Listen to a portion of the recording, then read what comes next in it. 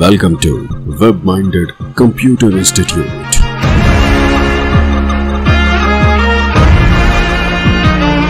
Then like, subscribe and share. Hello friends, Python series में आपका स्वागत है और मेरा नाम है वरिंदर सिंह।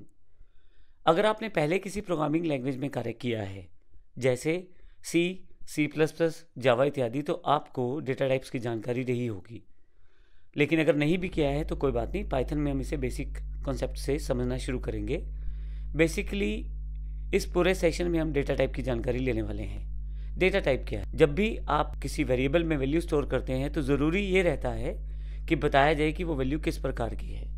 जैसे उदाहरण के लिए मेरे पास यहाँ पे एग्जांपल दिया गया है डेटा टाइप सेगमेंट में। अगर आप इस चार्ट को ध्यान से देखें तो डेटा टाइप पहला हमारा कॉलम है, दूसरा कॉलम टाइप ऑफ डेटा है, तीसरा कॉलम हमारा कीवर्ड्स हैं। तो सबसे पहले डेटा टाइप में न्यूमेरिक की बात करते हैं। आप किसी भी लैंग्वेज में अगर आप नंबर स्टोर करते हैं, हम पाइथन की बात भी करेंगे और नॉर्मल लैंग्वेज की बात भी करेंगे ताकि आपको क्लियर हो जाए। किसी भी लैंग्वेज की बात करें तो जब आप किसी लैंग्वेज में नंबर स्टोर करते हैं तो वो नंबर न्यूमेरिक डेटा टाइप के कहलाए जाते हैं। अब इसका अर्थ ये हुआ कि जब आप किसी वेरिएबल में किसी न्यूमेरिक वैल्यू को स्टोर करना चाहते हैं, किसी नंबर को स्टोर करना चाहते हैं, तो वो डेटा एक तरह से न्यूमेरिक डेटा टाइप का डेटा कहलाएगा। इसके लिए C++ इत्यादि या जावा इत्यादि में हम इंटीजर, फ्लोट ऐसे कीवर्ड्स का प्रयोग करते हैं। लेकिन पाइथन में हम किसी भी कीवर्ड का प्रयोग नहीं करते। पाइथन की खास बात यह है कि जब आप किसी वेरिएबल को क्रिएट करते हैं तो वहाँ पे पाइथन खुद ही उसे उसकी दी गई वैल्यू के अनुसार ऑटोमेटिकली डेटा टाइप असाइन कर देता है। इसका अर्थ ये हुआ कि जब हम x = 10 लिखते हैं, यानी कि 10 को जब असाइन करते हैं x में, तो वो variable automatically numeric data type का माना जाएगा। जबकि C या C++ लैंग्वेजेस में हमें प्रॉपरली इंटीजर, फ्लोट, डबल इत्यादि जैसे कीवर्ड्स का प्रयोग करना पड़ता है, ये दिखाने के लिए कि यह जो वेरिएबल है ये पर्टिकुलर डेटा टाइप का है। दूसरे प्रकार का डेटा जो हमारे नॉर्मल लैंग्वेजेस में यूज़ किया जाता है वो है टेक्स्ट।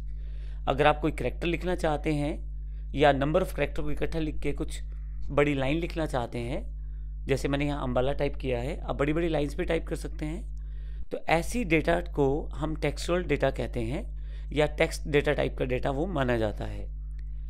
तो इस केस में मोस्ट ऑफ द लैंग्वेजेस में हम CHAR करैक्टर या स्ट्रिंग STRING कीवर्ड का प्रयोग करते हैं।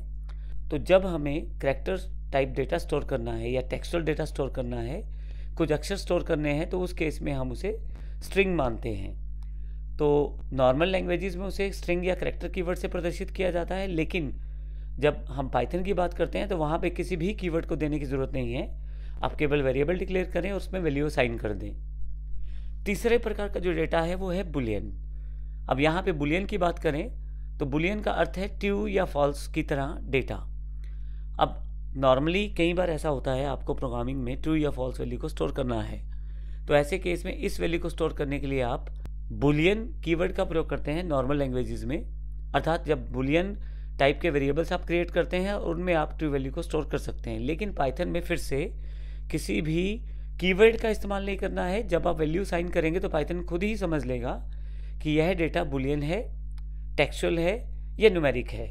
इसके अलावा पाइथन में एडवांस लेवल पे भी हम डेटा टाइप्स को स्टोर करते हैं, जैसे सीक्वेंस, मैपिंग या सेट।